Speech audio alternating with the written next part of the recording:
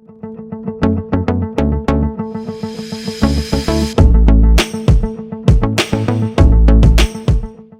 Dear friends and students, कैसे हैं आप लोग। Hope you all are good. और वैसे तो आपने थंबनेल देख ही लिया है और आप समझ चुके हैं कि आज हम किस टॉपिक को डिस्कस करने वाले हैं। जी हाँ, आज हम डिस्कस करेंगे आपके सीबीएसई के मॉडल टेस्ट पेपर को, जो कि अभी हाल ही में सीबीएसई के द्वारा रिलीज़ किया गया है। और इसका मतलब ये होता है कि आपके अपकमिंग एग्ज़ाम में जो पैटर्न आने वाला है, जो मार्क्स का डिस्ट्रीब्यूशन आने वाला है और क्वेश्चन किस तरीके से आने वाले हैं, वो सभी आपका यहाँ पर क्लियर हो जाता है। और अगर आप इस चैनल पे हैं नए तो प्लीज चैनल को लाइक करें, सपोर्ट करें और अपने फ्रेंड्स और फैमिली के साथ शेयर करना बिल्कुल ना भूलें। और अगर आप तक पहुंचा है ये किसी पीडीएफ फॉर्म में तो यहाँ पर जो लिंक आपको दिया गया है उस पर सिंपली टैप कर कर आप इस वीडियो को यूट्यूब पर देख सकते हैं।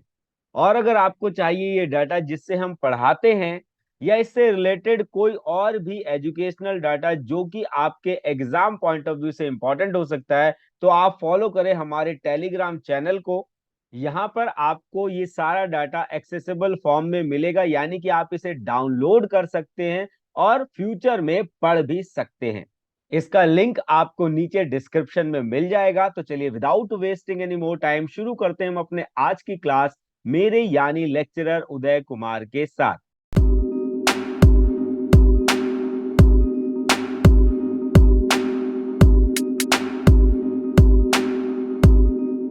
तो बेसिकली सबसे पहले यहाँ पर आपको कुछ जनरल इंस्ट्रक्शंस दी जाती है, जो कि हर पेपर में कॉमन होती है।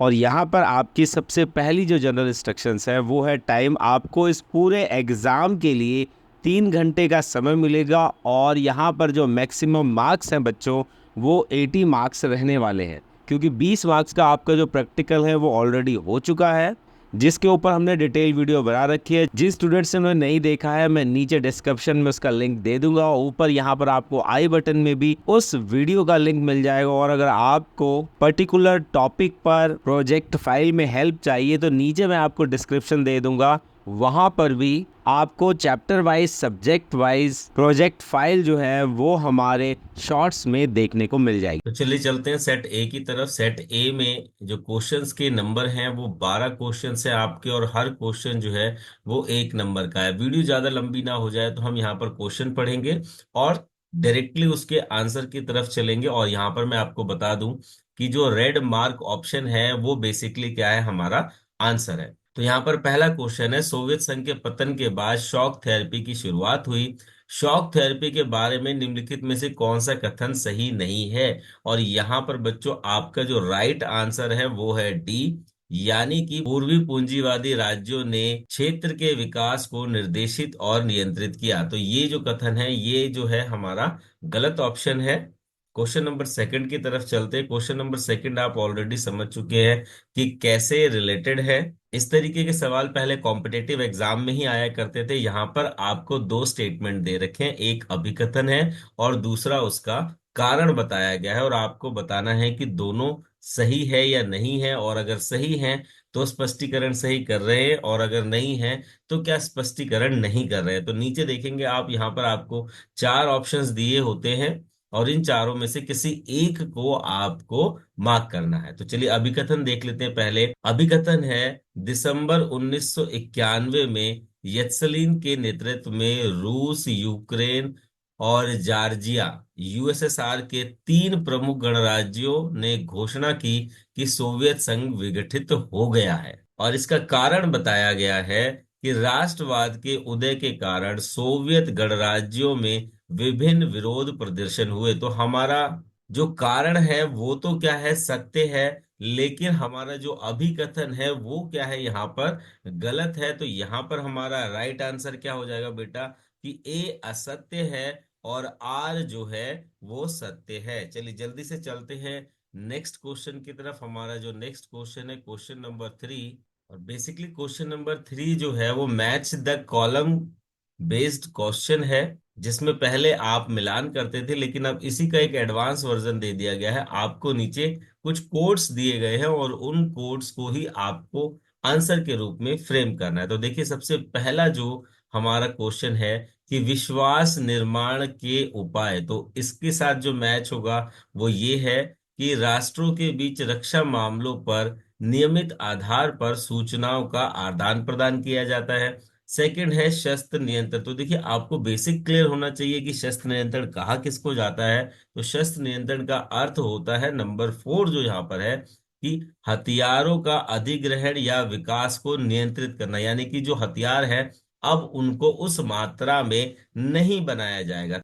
और तीसरा है हमारा गठबंधन। तो गठबंधन का अर्थ होता है राष्ट्रों का गठबंधन जिसका उद्देश्य सैन्य हमलों को रोकना या उससे बचाव करना होता है। और लास्ट हमारा बच गया निशस्त्रीकरण। निशस्त्रीकरण का अभिप्राय होता है कि कुछ प्रकार के हथियारों का त्याग करना, यानी कि ये जो हथियार है ये ना विकसित किए जाएंगे ना इन्हें बनाया जाएगा, इनको पूर्ण तरीके से त्याग कर दिया जाएगा। और ये जो आपका क्वेश्चन है यहाँ पर आपने जो एनपीटी पढ़ा था, सीटीबीटी पढ़ा था, ये उससे रिलेटेड क्वेश्चन है, उस चैप्टर से रिलेटेड क्वेश्चन है। तो यहाँ पर स्टूडेंट्स हमारा राइट आंसर क्या हो गया, ऑप्शन ए, यानी कि ये वाला जो ऑप्शन है जो हम ऑलरेडी ऊपर मैच कर चुके हैं। क्वेश्चन नंबर 4 की तरफ चलते हैं कि हाल ही के समय में अधिकांश सशस्त्र संघर्ष निम्नलिखित में हुए। तो यहाँ पर आपको क्या है वो स्थान बताना है, वो जगह बतानी है जहां पर हाल ही के समय में क्या हुए हैं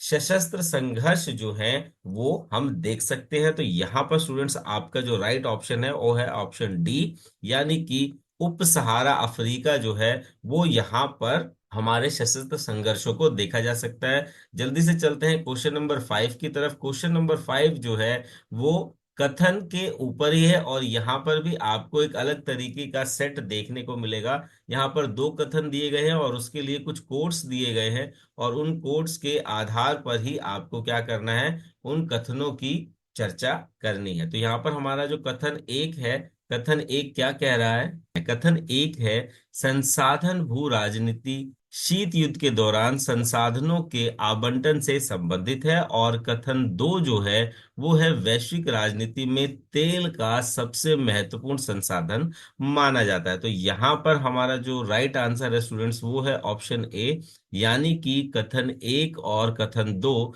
दोनों ही सत्य है। क्वेश्चन नंबर 6 है निम्नलिखित को उनके गठन के कालानुसार क्रम में व्यवस्थित करें, यानी कि कौन सा पहले आया कौन सा बाद में आया उसको आपको यहाँ पर लिखना है। तो यहाँ पर स्टूडेंट्स आपको जो विकल्प दिए गए हैं उसमें से जो सी विकल्प है यानी कि 4 1 3 2 ये आपका राइट आंसर, यानी कि सबसे पहले नंबर पे क्या हुआ, मेटीरियल प्रोटोकॉल हुआ। दूसरे नंबर पर क्या हुआ, ऊर्जा संरक्षण अधिनियम को देखा जा सकता है। नंबर 3 की अगर मैं बात करूं तो यहाँ पर क्या है, विद्युत अधिनियम है। और नंबर 4 पर है पेरिस जलवायु समझौता। तो उसी ऑर्डर में आपका जो राइट आंसर है वो ये बनता है। क्वेश्चन नंबर 7 है भारत में एक पार्टी प्रभुत्व युग किस अवधि को संदर्भित करता है, यानी कि भारत में एक पार्टी प्रभुत्व कब से कब तक चला।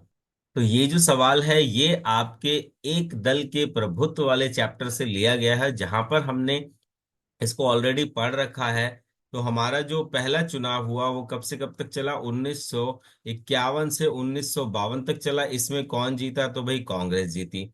दूसरे की बात करेंगे तो दूसरा चुनाव कब हुआ, 1952 से 1957 के बीच की जो अवधि है उसमें हुआ, उसमें भी कौन जीता, कांग्रेस जीती। उसके बाद जो हमारा तीसरा चुनाव होता है बच्चों, तीसरे चुनाव में भी 1957 से 62 तक चला, उसमें भी कौन जीता, कांग्रेस जीती। तो ये पहले 3 चुनावों में जो कांग्रेस जीत रही थी और यहाँ पर क्या था, एक दल का ही क्या था, प्रभुत्व था। इसीलिए हमारा जो राइट आंसर है वो क्या है, ऑप्शन ए, यानी कि 1952 से 1962 तक एक पार्टी का प्रभुत्व का युग रहा और इसे ही एक पार्टी के प्रभुत्व का युग कहा जाता है। इसीलिए हमारा राइट ऑप्शन रहेगा यहाँ पर ए। नेक्स्ट क्वेश्चन है क्वेश्चन नंबर 8 और यहाँ पर आपको पता करना है कि कौन सा जो जोड़ा है, कौन सा जो मेल है वो क्या है हमारा गलत है। और यहाँ पर हमारा राइट ऑप्शन क्या है, ऑप्शन डी, यानी कि आचार्य नरेंद्र देव भारतीय कम्युनिस्ट पार्टी के संस्थापक अध्यक्ष थे।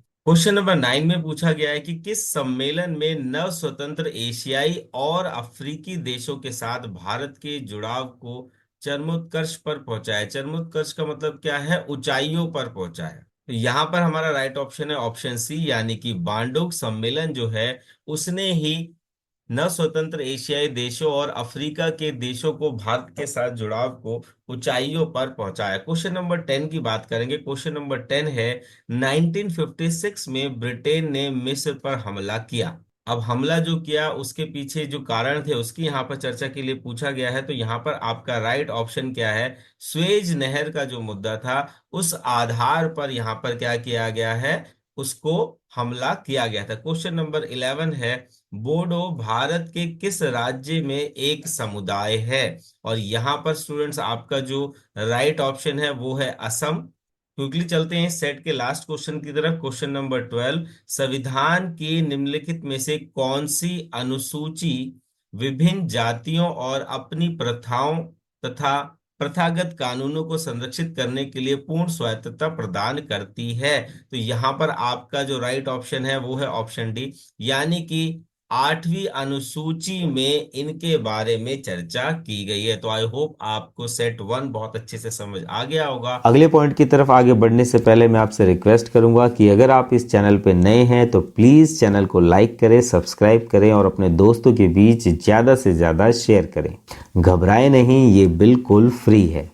आपका हर एक लाइक हमें मोटिवेट करता है नेक्स्ट एजुकेशनल क्लास बनाने के लिए। तो चलिए चलते हैं हमारे अगले पॉइंट की तरफ। Without wasting any time, let's get started. Quickly चलते हैं सेट 2 की तरफ। सेट 2 में जितने भी क्वेश्चन रहेंगे स्टूडेंट्स, वो हमारे सभी कितने मार्क्स के लिए रहेंगे? 2 अंकों के लिए रहेंगे। और यहाँ पर आपके पास जो क्वेश्चंस के नंबर्स हैं वो क्या है? 6, यानी कि 6 ऐसे क्वेश्चन रहेंगे जो कि आपके 2 अंकों के लिए रहेंगे। और यहाँ पर हमारा पहला यानी कि 13वां जो क्वेश्चन है वो है परमाणु हथियारों का राज्यों के लिए समकालीन सुरक्षा खतरे के विरोध, निर्माण या बचाव के रूप में सीमित उपयोग है। ये जो कथन है इसकी आपको व्याख्या करने, तो चलिए पहले समझ लीजिए कि क्वेश्चन क्या कह रहा है। तो देखिए सबसे पहले कह रहा है कि जो परमाणु हथियार है उसका क्या किया जाएगा? सीमित उपयोग किया जाएगा। ठीक है ना? सीमित उपयोग किस क्षेत्र में किया जाएगा? कि बचाव के लिए किया जाएगा सबसे पहले, और दूसरा है खतरों के विरुद्ध निवारण के लिए किया जाएगा। चलिए अब आंसर की तरफ बढ़ते हैं। तो आंसर में आपको सबसे पहले फ्रेम क्या करना है? आपको ये बताना है कि भाई इस तरीके की जो पॉलिसीज हैं, इस तरीके की जो नीतियां बनाई गई उसकी चर्चा करनी है। और दूसरा ये है कि आपको केवल यही पॉइंट्स नहीं लिखने, अगर इसके अलावा आपके पास कोई रेलेवेंट पॉइंट है तो आप जो है वो भी लिख सकते हैं। तो यहाँ पर जो पहला क्वेश्चन आपकी मार्किंग स्कीम के अकॉर्डिंग है वो है हथियारों की साझा नियंत्रण पद्धति के कारण परमाणु हथियारों का उपयोग क्या है? सीमित है। तो यहाँ पर हम किसकी बात कर रहे हैं कि एक ऐसा समझौता किया गया, एक ऐसी पद्धति बनाई गई जिसमें क्या किया जाएगा? इसका सीमित प्रयोग किया जाएगा। हथियार नियंत्रण संधियों में से एक 1968 में एनपीटी यानी कि परमाणु अप्रसार संधि जो थी वो थी, जो परमाणु हथियारों के अधिग्रहण को नियंत्रित करती थी। दूसरे पॉइंट के रूप में हम देख सकते हैं कि पारंपरिक जो सुरक्षा है उसकी ये मान्यता है कि हिंसा को सीमित करने में सहयोग जो है वो संभव है। अब ये संभव कैसे है? तो हम कह सकते हैं कि ये सीमाएं युद्ध के उद्देश्य और साधनों दोनों से संबंधित है। और इसके उपाय के रूप में हम देख सकते हैं कि सुरक्षा के लिए समकालीन खतरों के लिए टकराव के बजाय हमें क्या करना चाहिए? सहयोग करना चाहिए। यानी कि किसी भी समस्या का जो हल है वो सहयोग के माध्यम से किया जा सकता है, बजाय इसके कि वहां पर हम क्या करें?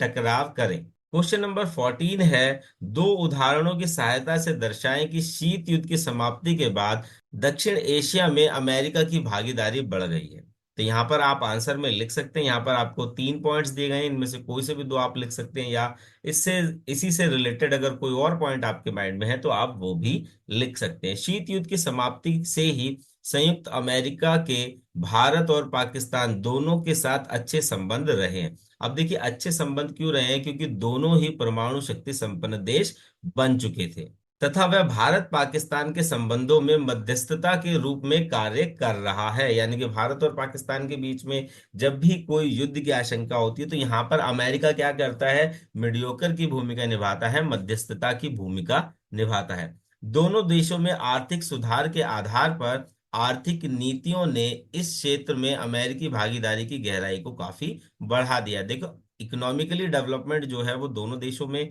हो रहा है, लेकिन यहाँ पर अगर हम अपने देश की बात करें, भारत की बात करें, तो यहाँ पर भारत का जो आर्थिक और तकनीकी विकास है वो बहुत तेजी से हो रहा है। तो यहाँ पर इसीलिए अमेरिका का जो इंटरेस्ट है वो ज्यादा यहाँ पर बढ़ने लगा है। अमेरिका की बड़ी संख्या में दक्षिण एशियाई प्रवासी तथा क्षेत्र की जनसंख्या और बाजार का जो विशाल आकार है वो भी क्या करता है, क्षेत्रीय सुरक्षा की नीति के भविष्य में अमेरिका के अतिरिक्त हिस्सेदारी को प्रदान करता है। तो अमेरिका यहाँ पर कुछ ऐसा नहीं कर रहा है कि वो केवल हमारे बारे में सोच रहा है, बल्कि उसका अपना एक सेल्फ इंटरेस्ट है कि यहाँ पर क्या है, एक तो बहुत बड़ी जनसंख्या है और दूसरा उसको यहाँ पर जो है वो एक बड़ा बाजार भी दिखता है, इसीलिए उसका इंटरेस्ट यहाँ पर अधिक है। नेक्स्ट क्वेश्चन है क्वेश्चन नंबर 15।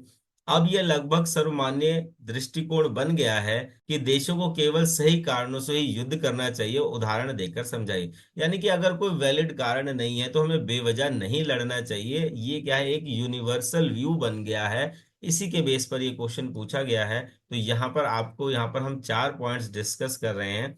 आप नीड के अकॉर्डिंग क्या है 2 पॉइंट्स भी लिख सकते हैं, क्योंकि यहाँ पर स्पेसिफिकेशन नहीं किया गया है कि ये कितने कितने मार्क्स के पॉइंट है, तो आप 2 पॉइंट भी लिख सकते हैं। ठीक है, लेकिन 2 पॉइंट लिखेंगे तो आपको उसको क्या करना है, एक्स्ट्रा एक्सप्लेन करना पड़ेगा। तो यहाँ पर हम पहले पॉइंट के रूप में क्या देख सकते हैं कि आत्मरक्षा या अन्य लोगों को नरसंहार से बचाने के लिए होना चाहिए। यानी कि अगर जब भी आप युद्ध कर रहे हैं, सबसे पहला तो क्या है, आपको सेल्फ डिफेंस होनी चाहिए, और दूसरा क्या है कि जो लोग युद्ध में इन्वॉल्व नहीं है उन्हें भी बचाना है, नरसंहार से हमें बचाना है। उदाहरण के लिए हम क्या देख सकते हैं, सूडान जो कि दक्षिण अफ्रीका का एक देश है, उसमें भी एक देश है दारफुर में सबसे खराब जो मानवीय संकट है हम उसको यहाँ पर देख सकते हैं। तो आपने देखा होगा, आपके बुक में भी एक पिक्चर है, एक कार्टून है, जिसमें एक लेडी जो है वो एक बच्चे को गोद में उठाए चल रही है, और बहुत सारा यहाँ पर आप देखेंगे नरसंहार हो रखा है। तो ये उस कार्टून को भी यहाँ पर हम एक्सप्लेन कर सकते हैं। दूसरा पॉइंट है, युद्ध में इस्तेमाल किए जाने वाले संसाधनों की दृष्टि से भी युद्ध सीमित होना चाहिए, क्योंकि देखिए युद्ध कोई भी जीते कोई भी हारे, लेकिन वहां पर उस देश के जितने संसाधन हैं वो क्या होते हैं, वो खराब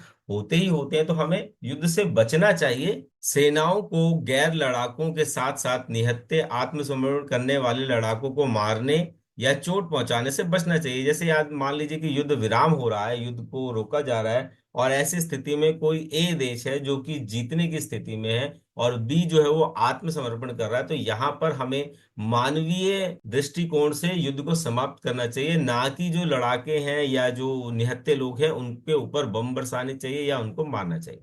थर्ड पॉइंट में हमें देख सकते हैं कि उन्हें अत्यधिक हिंसक नहीं होना चाहिए। देखिए युद्ध हो रहा है, किन्हीं भी कारणों से हो रहा है, तो वहां पर क्या है, हिंसा जो है वो कम मात्रा में हो, संसाधनों को, मानवों को कम क्षति पहुंचाई जाए, इसका हमें जरूर ध्यान रखना चाहिए। और लास्ट पॉइंट के रूप में हम देख सकते हैं कि किसी भी स्थिति में बल का प्रयोग तभी किया जाना चाहिए जब सभी विकल्प जो हैं वो समाप्त हो जाएं। तो अभी आप देख सकते हैं जो कंटेम्प्रेरी ईरा में वॉर चल रहा है उसे आप इसी दृष्टिकोण में रखकर देख सकते हैं। नेक्स्ट क्वेश्चन है हमारा क्वेश्चन नंबर 16।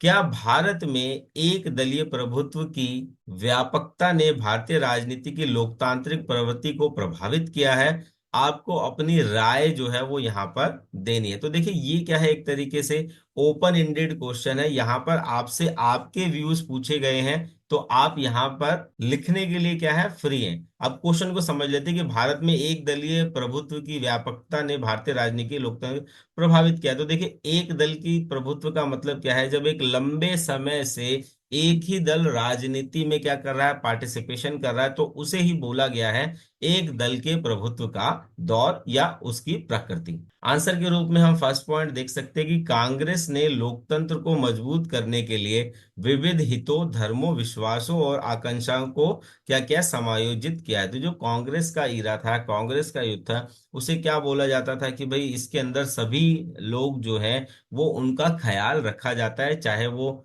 उनके हित जो है वो कुछ भी हो, उनके धर्म कुछ भी हो, उनके विश्वास कुछ भी हो, उनकी आकांक्षाएं कुछ भी हो, लेकिन उनका ध्यान जो है वो रखा जाता था। इसीलिए वो इतने लंबे समय तक क्या रही, एक्सटेंड रही।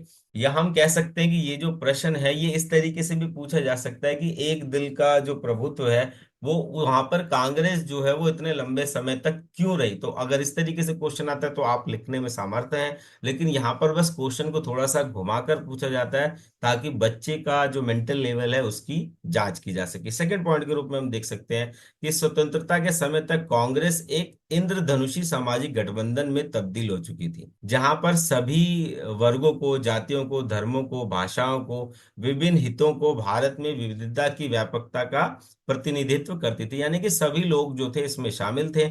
इसमें और कौन कौन शामिल थे? तो इसमें क्रांतिकारी वर्ग भी था, शांतिवादी भी था, रूढ़िवादी, कट्टरपंथी, उग्रवादी, उदारवादी, दक्षिणपंथी और केंद्र के सभी पहलुओं को इसमें शामिल किया गया था। कांग्रेस के नेतृत्व में राष्ट्रीय आंदोलन के समावेशी चरित्र के इस विभिन्न वर्गों, समूहों और हितों को आकर्षित करने में सक्षम बनाया, जिससे यह एक व्यापक आधार वाला सामाजिक और वैचारिक गठबंधन क्या हो गया, बन गया। तो यहाँ पर हम ऑलरेडी जो दो पॉइंट कर रखे हैं उसी को थोड़ा सा इलेबोरेट कर रखा है कि समाज का, देश का प्रत्येक वर्ग जो है वो इसमें जुड़ा हुआ था। और लास्टली हम कह सकते हैं कि अनेक तरीकों, विशिष्ट कार्यक्रमों और नीतियों के संबंध में मतभेद के बावजूद पार्टी मतभेदों को दूर करने और आम सहमति बनाने में हमेशा क्या रहती थी, सफल रहती थी, जिससे भारतीय राजनीति की लोकतांत्रिक जो प्रवृत्ति है वो क्या हो रही, हमेशा मजबूत रही। तो यहाँ पर जो कांग्रेस है वो इतने लंबे समय तक क्यों एग्जिस्ट कर पाई, उससे रिलेटेड पॉइंट जो है वो यहाँ पर आपको बताने हैं। नेक्स्ट हमारा क्वेश्चन है क्वेश्चन नंबर 17।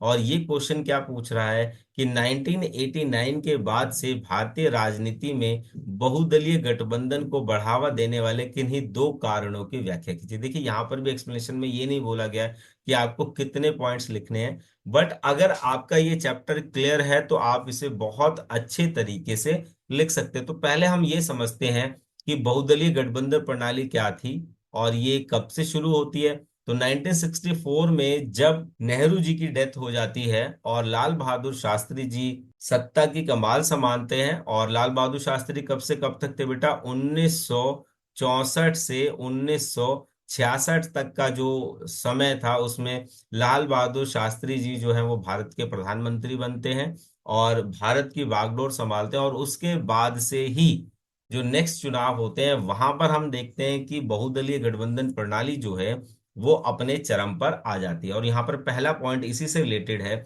और पहला पॉइंट क्या कह रहा है? 1967 के चुनावों में विपक्षी दलों को एहसास हुआ, अब ये पता हो गया कि कांग्रेस जीत क्यों रही है। कांग्रेस इसलिए जीत रही है कि बाकी दल जो है वो क्या है, विभाजन का शिकार हैं और इसीलिए उनके वोट जो है वो स्प्लिट हो जाते हैं, वो बढ़ जाते हैं।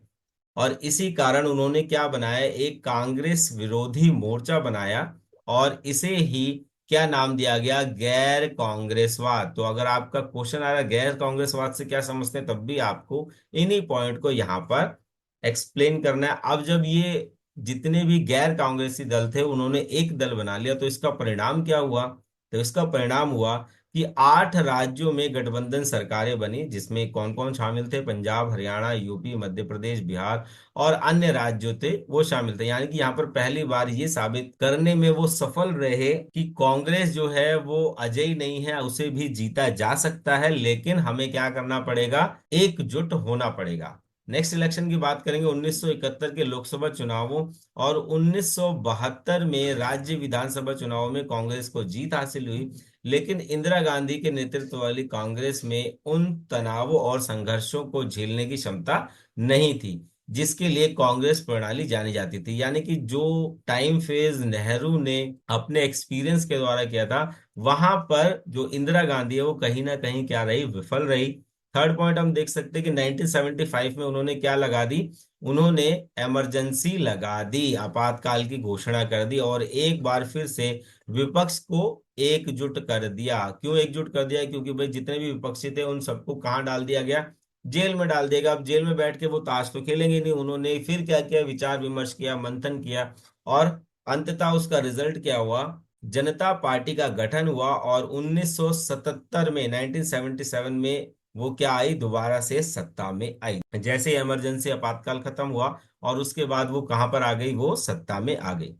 जनता पार्टी एकजुट ना रह सकी। अब देखो जनता पार्टी के अंदर भी क्या था, आंतरिक संघर्ष था सीट्स को लेकर, पदों को लेकर, इसीलिए वो क्या रही, एकजुट नहीं रह पाई। और इसमें क्या था, दिशा निर्देश, नेतृत्व और साझा कार्यक्रम का अभाव था। 1980 से 84 में हुए चुनावों में कांग्रेस एक बार फिर से क्या होता है, जीत हासिल कर लेती है, और विपक्षी दलों ने भी गैर कांग्रेसी दलों पर भरोसा करना क्या कर दिया, छोड़ दिया।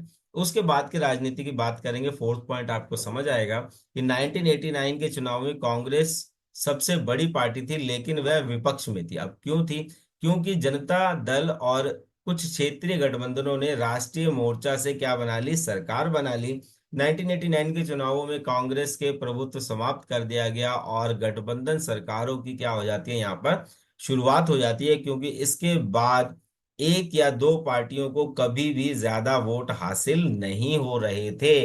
यानी कि कोई भी एक ऐसा दल या दो पार्टियां पूरे देश में क्या कर सके, अपना क्षेत्रफल बढ़ा सके, अपनी जीत को दर्ज करा सके, ऐसा जो था वो संभव नहीं हुआ था। किसी भी लोकसभा चुनाव में किसी एक पार्टी को स्पष्ट बहुमत नहीं मिल रहा था, तो जो भी सरकार बन रही थी वो कैसे बन रही थी, वो मिला जुलाकर बन रही थी। और इसीलिए हम क्या कह सकते हैं कि केंद्र में गठबंधन की सरकार का जो दौर है वो 1989 में फुल फ्लैश तरीके से देखा जा सकता है, जिसमें क्षेत्रीय दलों ने सत्तारूढ़ गठबंधन बनाने में महत्वपूर्ण भूमिका जो थी वो निभाई थी। तो देखिए ये तो कुछ वैलिड पॉइंट्स हैं, आप लिख सकते हैं, लेकिन यहाँ पर क्वेश्चन जो है, क्योंकि 1+1 आपसे नहीं पूछा गया, तो यहाँ पर आपको ऐसा नहीं है कि 4 पॉइंट लिखने हैं। अगर 4 पॉइंट वाला क्वेश्चन होता तो यहाँ पे 1+1+1+1=4 लिखा होता, लेकिन यहाँ पर ऐसा नहीं लिखा, केवल 2 लिखा है। तो इनमें से कोई से भी 2 वैलिड पॉइंट आप लिख सकते हैं, या इससे रिलेटेड आपको कोई और पॉइंट भी समझ आ रहा है जो आपको लग रहा है कि नहीं यहाँ पर हम उसे लिख सकते हैं, तो आप वो भी लिख सकते हैं। यहाँ पर आपको लकीर का फकीर नहीं बनना है। लास्ट क्वेश्चन हमारा जो सेकंड पार्ट से है कि विकास के 2 मॉडलों की सूची बनाइए, भारत द्वारा अपनाए गए किसी मॉडल को अपनाया गया, उसके कारण भी यहाँ पर बताने। तो देखिए भारत जब आजाद हुआ, यहाँ पर हम ग्राफ की सहायता से समझते हैं, भारत जब क्या हुआ, आजाद हुआ, तो भारत जब आजाद हुआ तो विश्व में 2 मॉडल जो थे वो हमारे को देखने को मिले। भारत कब आजाद होता है, 1947 में भारत आजाद हो जाता है। और उस समय वर्ल्ड में क्या चल रहा है, कोल्ड वॉर चल रहा है, या हम कह सकते हैं क्या चल रहा है, शीत युद्ध चल रहा है। तो शीत युद्ध में हमारे पास शासन के जो 2 मॉडल थे, सबसे पहला था यूएसए का मॉडल और दूसरा था यूएसएसआर का मॉडल। तो यूएसए का जो मॉडल था वो पूर्णतः किस पर आधारित था, पूंजीवाद पर आधारित था। या आपके आपके टीचर ने पढ़ाया होगा एलपीजी डलवाली। तो L stands for liberalisation, privatisation, globalisation and democracy. ये जो मॉडल था ये यूएसए का मॉडल था। दूसरी तरफ जो था हमारा यूएसएसआर का मॉडल था, वो क्या था, समाजवादी और साम्यवादी। ठीक है ना, कौन कौन सा था, समाजवादी और साम्यवादी मॉडल था। और भारत ने इनमें से किसी भी मॉडल को नहीं अपनाया, क्योंकि अगर वो इसकी तरफ जाता तो इसका दुश्मन बन जाता, और इसकी तरफ जाता तो इसका दुश्मन बन जाता। इसीलिए भारत ने किसी भी मॉडल को नहीं अपनाया, बल्कि उसने अपना एक नया मॉडल बनाया जिसे क्या कहा गया, मिश्रित अर्थव्यवस्था कहा गया। तो भारत ने क्यों अपनाया, क्योंकि भाई भारत जो है वो किसी से भी दुश्मनी नहीं लेना चाहता था, क्योंकि उसको पता है अभी मैं नव स्वतंत्र देश हूं, अगर मैं किसी भी पाले में जाता हूं तो दूसरे का दुश्मन बन जाऊंगा, दूसरे का एनिमी बन जाऊंगा। इसलिए उसने किसी भी गुट में शामिल होने के बजाय अपना ही एक अलग मॉडल बनाया, जिसमें पूंजीवादी और समाजवादी दोनों मॉडल के क्या थे, गुणों को देखा जा सकता है। तो आप स्क्रीनशॉट लेकर आंसर को लिख सकते हैं, समझ सकते हैं। नेक्स्ट जो हमारा सेट है, सेट सी। अगले पॉइंट की तरफ आगे बढ़ने से पहले मैं आपसे रिक्वेस्ट करूंगा कि अगर आप इस चैनल पे नए हैं तो प्लीज़ चैनल को लाइक करें, सब्सक्राइब करें और अपने दोस्तों के बीच ज़्यादा से ज़्यादा शेयर करें। घबराएं नहीं, ये बिल्कुल फ्री है। आपका हर एक लाइक हमें मोटिवेट करता है नेक्स्ट एजुकेशनल क्लास बनाने के लिए। तो चलिए चलते हैं हमारे अगले पॉइंट की तरफ। Without wasting any time, let's get started. जहां पर हमारे पास 5 अंकों के 4 सवाल हैं। क्वेश्चन नंबर 19 है, राज्य नीति निर्देशक के 4 सिद्धांतों की सूची बनाइए जिसका उद्देश्य क्या है, अंतरराष्ट्रीय शांति और सुरक्षा को बढ़ावा देना है। और यहाँ पर किसके नीति निर्देशक सिद्धांत पूछे गए हैं, और वो हैं भारत के। यानी कि यहाँ पर आपको भारत के 4 ऐसे नीति निर्देशक सिद्धांतों को बताना है जहां पर अंतरराष्ट्रीय शांति और सुरक्षा को बढ़ावा देने की बात कही गई हो। जिनमें से पहला हम देख सकते हैं कि अंतरराष्ट्रीय शांति और सुरक्षा को बढ़ावा देना।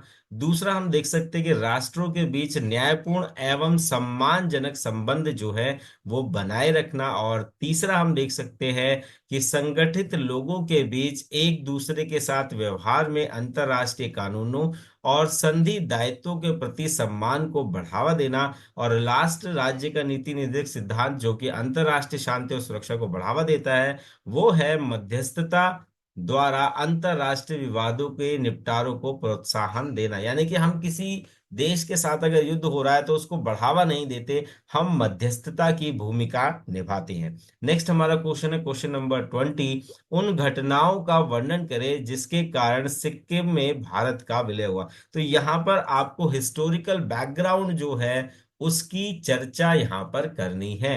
तो पहले पॉइंट के रूप में हम देख सकते हैं कि स्वतंत्रता के समय सिक्किम भारत द्वारा संरक्षित या राज्य था। यानी कि हम उसको क्या कर रहे थे, उसको सुरक्षा दे रहे थे। इसका अर्थ यह है कि भारत का हिस्सा नहीं था, लेकिन पूरी तरह से संप्रभु देश भी नहीं था। यानी कि उसके आंतरिक और बाह्य निर्णयों में कहीं ना कहीं भारत की जो भूमिका थी वो बहुत ज्यादा थी। सेकंड पॉइंट के रूप में हम देख सकते हैं कि सिक्किम के राजा चौगाले थे जो लोगों की लोकतांत्रिक आकांक्षाओं को पूरा करने में असमर्थ थे, और इसी कारण वहां की जनता का जो झुकाव रहा वो लोकतंत्र की तरफ रहा। थर्ड पॉइंट के रूप में हम देख सकते हैं कि चौगोलों की अल्पसंख्या लुप्त भूटिया समुदाय एक छोटे से कुलीन वर्ग के शासन को कायम करने वाला माना जाता था। यानी कि ये जो समुदाय था, जो वहां पर राजा का समुदाय था, वो क्या था, बहुत छोटा था, कुलीन था, यानी कि एक अमीर वर्ग था जो कि शासन पर अपनी जड़ें जो है वो जमाए रखना चाहता था। दोनों समुदायों के चौगोले विरोधी नेताओं ने भारत सरकार से क्या मांगा, समर्थन मांगा, और उसे प्राप्त भी किया, क्योंकि भारत हमेशा से ही लोकतंत्र का जो है वो समर्थक रहा है, और भारत ने वहां पर भी लोकतंत्र को स्थापित करने में अपनी महत्वपूर्ण भूमिका निभाई। क्या निभाई? अपनी महत्वपूर्ण भूमिका निभाई। सिक्किम में पहली विधानसभा जो चुनाव हुए वो 1974 में चुनी गई थी, जिसमें सिक्किम कांग्रेस की जीत हासिल की और उसने सहयोगी राज्य का दर्जा मांगा। और अप्रैल 1975 में भारत के साथ पूर्ण एकीकरण के लिए प्रस्ताव पारित किया गया, एक संगठित जनमत संग्रह कराया गया, और जिसके बाद सिक्किम भारतीय संघ का 22वां राज्य बना। तो देखिए एमसीक्यू टाइप क्वेश्चन भी यहाँ से आपके कई सारे बन जाते हैं कि सिक्किम में पहली विधानसभा जो चुनकर आई वो कब आई, तो 1974 में आई। सिक्किम भारत का कौन सा राज्य है, तो 22वां राज्य बना। और अन्य क्वेश्चन भी यहाँ से आपके बन सकते हैं, तो आप इसको एक तरीके से एक्स्ट्रा क्वेश्चन के रूप में देख सकते हैं। और आपका बेसिक अगर क्लियर नहीं है तो इस चैप्टर को आपको बहुत अच्छे से पढ़ना पड़ेगा, क्योंकि ये जो चैप्टर है अप्रोक्सीमेटली 8 मार्क्स में आपके सिलेबस में कवर अप है। नेक्स्ट हमारा क्वेश्चन जो 4 मार्क्स के लिए है वो है क्वेश्चन नंबर 21। और यहाँ पर सोवियत संघ के विघटन कई अलग अलग कारकों का परिणाम था। इस कथन में आपको क्या करना है, वैलिड पॉइंट लेना है। यानी कि सोवियत संघ जो विघटित हुआ वो एक बार में नहीं हुआ, एक बहुत लंबा टाइम उसको लगा विघटित होने में। तो कौन कौन से वो कारक थे, कौन कौन से वो परिणाम थे जिसकी वजह से सोवियत संघ जो है वो विघटित हुआ, वो यहाँ पर आपको चर्चा करनी है। तो पहले पॉइंट के रूप में हम क्या देख सकते हैं कि सोवियत राजनीतिक और आर्थिक संस्थाओं की आंतरिक कमजोरी और लोगों की आकांक्षाओं को वो पूरा करने में विफल रहा। तो सबसे पहला कारण ही यही था, यानी कि वहां पर जो इकोनॉमिकल रिसोर्सेज थे उनका प्रयोग वहां की जनता की आकांक्षाओं को पूरा करने में नहीं किया जा रहा था। इसी कारण से सोवियत संघ विघटित हुआ। सेकंड पॉइंट के रूप में हम देख सकते हैं कि कई वर्षों तक राष्ट्र पर आर्थिक दबाव के कारण उपभोक्ता की भारी कमी आई, यानी उपभोक्ता वस्तुएं जो थी उनमें क्या आई, बहुत भारी कमी आई। और सोवियत समाज का एक बड़ा वर्ग इस व्यवस्था पर संदेह करने लगा, इसे संदेह की दृष्टि से देखने लगा, और खुले तौर पर अब सोवियत संघ से क्या पूछे जाने लगे, सवाल पूछे जाने लगे। किससे सवाल पूछे जा सके, जो सत्ताधारी दल था। प्रशासनिक और राजनीतिक घटनाओं से भी सोवियत संघ का ठहराव आ गया था। लगभग 70 सालों की बात करें तो 70 सालों तक वहां पर केवल किसका शासन रहा, कम्युनिस्ट पार्टी का शासन रहा, जो कि जनता के प्रति जवाबदेह नहीं थी। और इसी वजह से बड़े पैमाने पे वहां पे भ्रष्टाचार को देखा जा सकता है। सिस्टम में कई तरीके की गलतियां थी जिन्हें सुधारा नहीं जा रहा था। सरकार जो थी वो ज्यादा खुलेपन लाने के खिलाफ थी, और यही वो कुछ ऐसे कारण थे जिनकी वजह से सोवियत संघ का विघटन हो गया। चौथे पॉइंट के रूप में हम देख सकते हैं कि सोवियत संघ ने अपने जो रिसोर्सेज थे, अधिकांश रिसोर्सेज थे, उनका उपयोग क्या करा, परमाणु और सैन्य शस्त्रागार को बनाए रखने में किया, क्योंकि वो अमेरिका को क्या देना चाहता था, टक्कर देना चाहता था, और इसी वजह से उसके ऊपर इकोनॉमिकल यानी कि आर्थिक बोझ जो है वो पैदा होना शुरू हो गया। नेक्स्ट पॉइंट हम देख सकते हैं, फिफ्थ पॉइंट। गोर्बाचोव जब राष्ट्रपति बने तो उन्होंने सुधार की व्यवस्था को ढीला किया, यानी कि वो वहां पर सुधार करना चाहते थे, लेकिन जनता ने उसे क्या समझा कि ये हमारे सिस्टम के खिलाफ है, और उनका ही क्या करने लगे, विरोध करने लगे। और लास्ट पॉइंट के रूप में हम देख सकते हैं, सिक्स पॉइंट।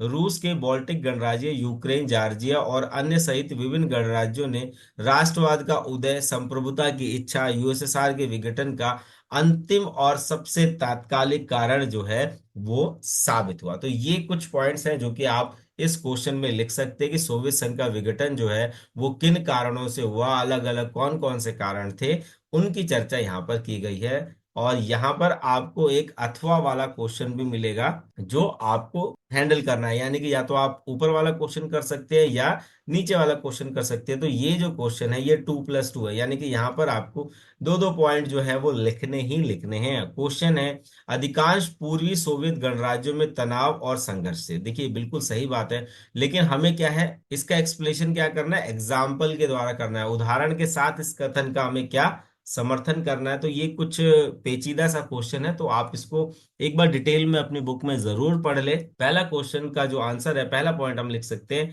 चेचन्या और दागिस्तान जो है इसका एग्जाम्पल लिख सकते हैं कि यहाँ पर क्या है, हिंसक अलगाववादी आंदोलन चल रहे थे।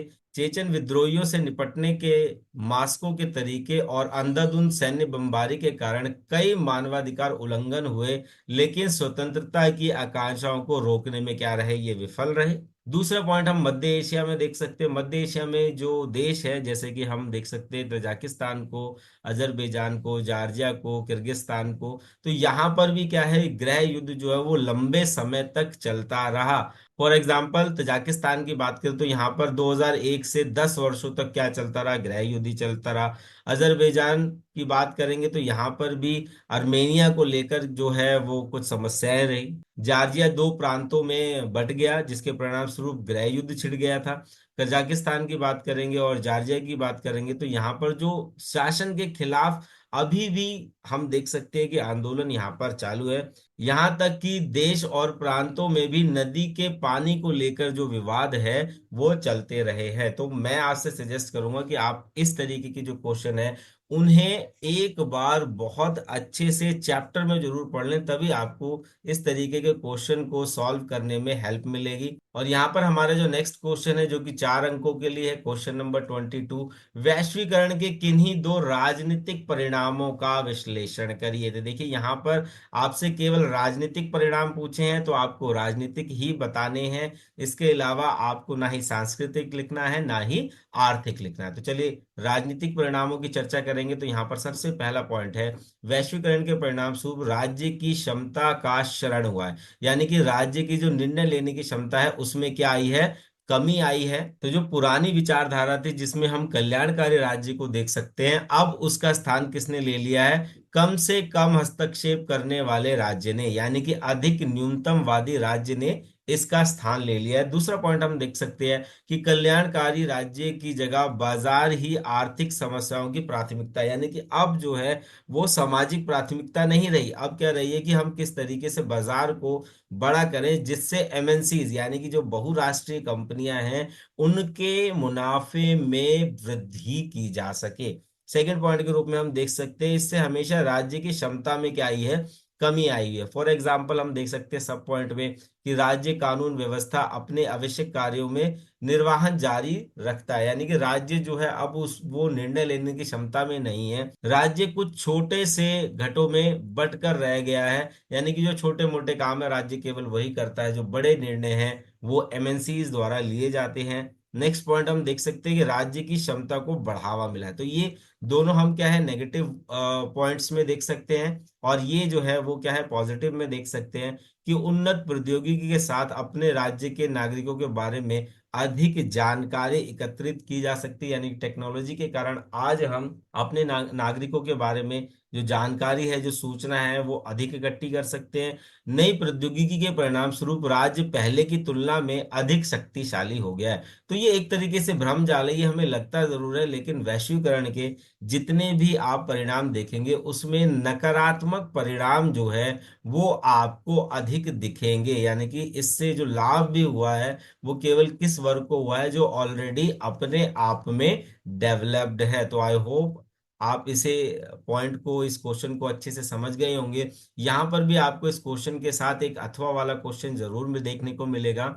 और क्वेश्चन है यहाँ पर कि भारत में वैश्वीकरण के प्रतिरोध के किन्हीं दो कारणों का विश्लेषण किया, कि भारत जो है वो वैश्वीकरण का विरोध क्यों कर रहा है उसके बारे में आपको यहाँ पर बताना है। पहले पॉइंट के रूप में देख सकते हैं कि आर्थिक उदारीकरण के प्रति वामपंथियों के विरोध को राजनीतिक दलों के साथ साथ भारतीय सामाजिक मंच जैसे मंचों के माध्यम से भी आवाज दी गई है। दूसरा पॉइंट हम देख सकते हैं कि ट्रेड यूनियनों और किसानों के हित में भी बहुराष्ट्रीय कंपनियों के खिलाफ विरोध प्रदर्शन जो है वो आयोजित किए जाते रहे हैं। यानी कि ये कई ऐसे तरीके हैं जिनको नुकसान हो रहा है, वही लोग क्या कर रहे हैं, अपनी आवाज भी बुलंद कर रहे हैं।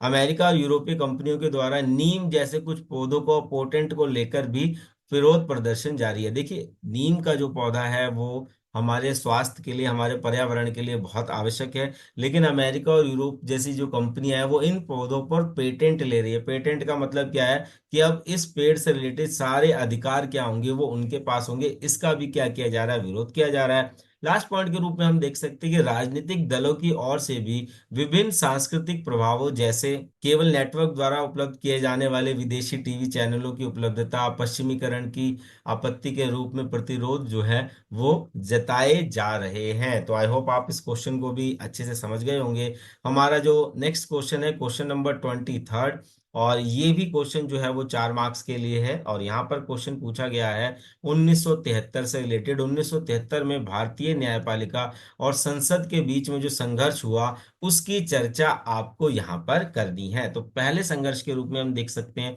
कि मौलिक अधिकार और संपत्ति के अधिकार के मुद्दे पर सुप्रीम कोर्ट ने संविधान संशोधन से क्या कर दिया, इनकार कर दिया।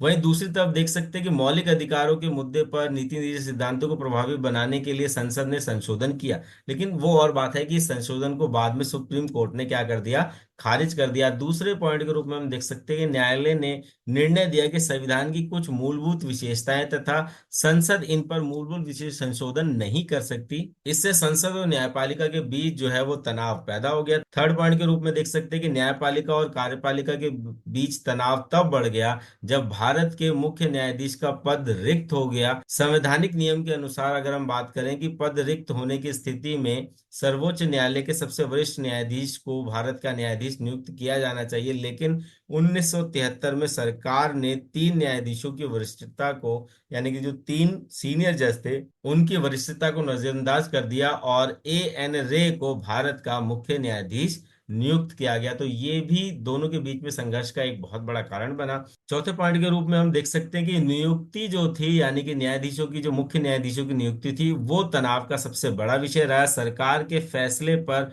उन 3 जजों पर सवाल उठाए गए जिन्हें उस लिस्ट से, उस हायरार्की से क्या कर दिया गया, हटा दिया गया। लोग एक ऐसी न्यायपालिका और नौकरशाही की आवश्यकता के बारे में बात कर रहे थे जो कार्यपालिका और विधायिका की योजना के प्रति क्या हो, प्रतिबद्ध हो, जवाबदेह हो। चलिए क्विकली चलते हैं इसी के साथ नेक्स्ट सेशन की तरफ, जो कि हमारा खंड 3 भाग 3 या सेक्शन 3 जो है, जहां पर हमारे पास कार्टून, मैप्स और पिक्चर बेस्ड क्वेश्चन आते हैं। तो यहाँ पर भी आप क्वेश्चन की संख्या देखेंगे 3 रहती है और 4 क्वेश्चन यहाँ पर रहेंगे, 4 मार्क्स के लिए रहेंगे। टोटल नंबर जो ये सेक्शन है वो 12 नंबर जो वो अपने अंदर समाहित करता है। तो यहाँ पर ये फिगर आप देख चुके हैं और ये भी एमसीक्यू क्वेश्चन है। तो यहाँ पर जल्दी से विदाउट वेस्टिंग टाइम आगे बढ़ते हैं।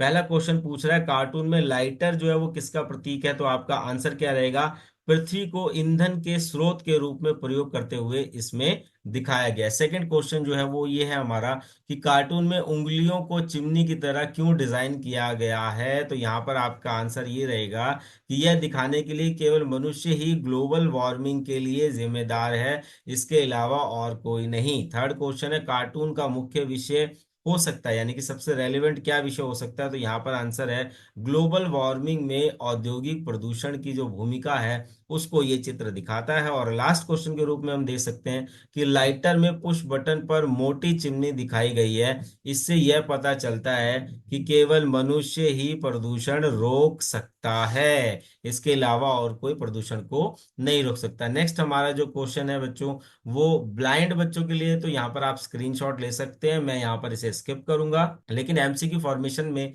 इस तरीके के क्वेश्चन आपसे पूछे जा सकते हैं, तो इसे एक बार जरूर लें। नेक्स्ट हमारा क्वेश्चन है क्वेश्चन नंबर 25, और ये एक मैप बेस्ड क्वेश्चन है। तो यहाँ पर आपको जो है मैंने आंसर फ्रेम कर रखा है, लेकिन आपके क्वेश्चन पेपर में इसी तरीके से मैप आएगा और कुछ क्वेश्चंस आएंगे, तो आप इसका एक स्क्रीनशॉट ले लीजिए, इसे अच्छे से समझ लीजिए, क्योंकि यहाँ पर एक्सप्लेन करने लायक जो है वो कुछ नहीं है। और इसी के साथ हम बढ़ते हैं हमारे नेक्स्ट क्वेश्चन के लिए। तो यहाँ पर मैप बेस्ड जो क्वेश्चन है वहां पर भी आपको ब्लाइंड्स के लिए एक क्वेश्चन मिलता है, तो इसे हम क्या कर देंगे, स्किप कर देंगे, इसे हम नहीं देखेंगे, लेकिन आप जो है इसे एमसीक्यू फॉर्मेशन के लिए देख सकते हैं। नेक्स्ट हमारा क्वेश्चन है क्वेश्चन नंबर 26, जो कि गद्यांश आधारित है, पैसेज बेस्ड क्वेश्चन है। तो पैसेज आप पढ़ सकते हैं, हम यहाँ पर आंसर्स की तरफ चलते हैं। यहाँ पर हमारा जो पहला क्वेश्चन है वो है दक्षिण एशियाई क्षेत्र संगठन, जिसे हम सार्क के नाम से जानते हैं, south Asian association for regional cooperation, की स्थापना की प्राथमिक लक्ष्य निम्नलिखित में से कौन था। तो यहाँ पर हम जो आंसर है वो उसको देख सकते हैं, आपसी सहयोग को बढ़ाने के लिए सार्क की स्थापना की गई थी। दूसरा क्वेश्चन है दक्षिण एशियाई मुक्त क्षेत्र साफ्टा का मुख्य उद्देश्य क्या था। तो यहाँ पर हमारा आंसर रहेगा मुक्त एवं निष्पक्ष बाजार को स्थापित करना हमारा उद्देश्य। तो यहाँ पर जो क्वेश्चन है वो 1+1+2 के फॉर्मेशन में पूछा गया है, तो 1 मार्क्स तो आपको इसके लिए, 1 मार्क्स इसके लिए है, और जो 2 मार्क्स का क्वेश्चन है वो डिस्क्रिप्टिव फॉर्म में है, यानी कि आपको उसका आंसर लिखना होगा। और यहाँ पर हमारा जो क्वेश्चन है दक्षिण एशियाई में सार्क के महत्व तथा सार्क की सीमित सफलता के लिए जिम्मेदार कारकों की व्याख्या कीजिए। देखिए 2 मार्क्स का क्वेश्चन है, तो ज्यादा से ज्यादा आपको 40 to 50 वर्ड्स लिखने, उससे ज्यादा नहीं लिखने। आंसर आप लिख सकते हैं कि सार्क जो है वो बहुपक्षीय माध्यमों से दक्षिण एशिया के बीच सहयोग को बढ़ावा देता है। देखिए बिल्कुल सही बात है कि अलग अलग स्तर हैं देशों को विकसित करने के लिए और मैत्रीपूर्ण संबंध बनाने के लिए भी क्या करता है, मजबूत करता है। अगर इसके उद्देश्यों की बात करें तो साझा चुनौतियों का समाधान करना और आर्थिक सामाजिक सांस्कृतिक विकास को बढ़ावा देना इसका प्रमुख उद्देश्य लगा रहा है। सार्क को अपने सदस्यों के बीच लगातार राजनीतिक मतभेदों का क्या करना पड़ा है, सामना करना पड़ा है, क्योंकि यहाँ के जितने भी देश हैं जो भी इसमें शामिल है, आप देखेंगे कि उनके साथ जो है वो क्षेत्रीय विवाद है और कई अलग तरीके के विवाद हैं। इसीलिए ये जो है वो आसियान की तरह या यूरोपीय संघ की तरह एक सफल संगठन नहीं बन पाया। जो वीडियो लेक्चर है वो ऑलरेडी लंबा हो चुका है, तो 6 मार्क्स के जो क्वेश्चन है मैं आपको इसका स्क्रीनशॉट दे देता हूं, आप वहां से इसे नोट डाउन कर सकते हैं।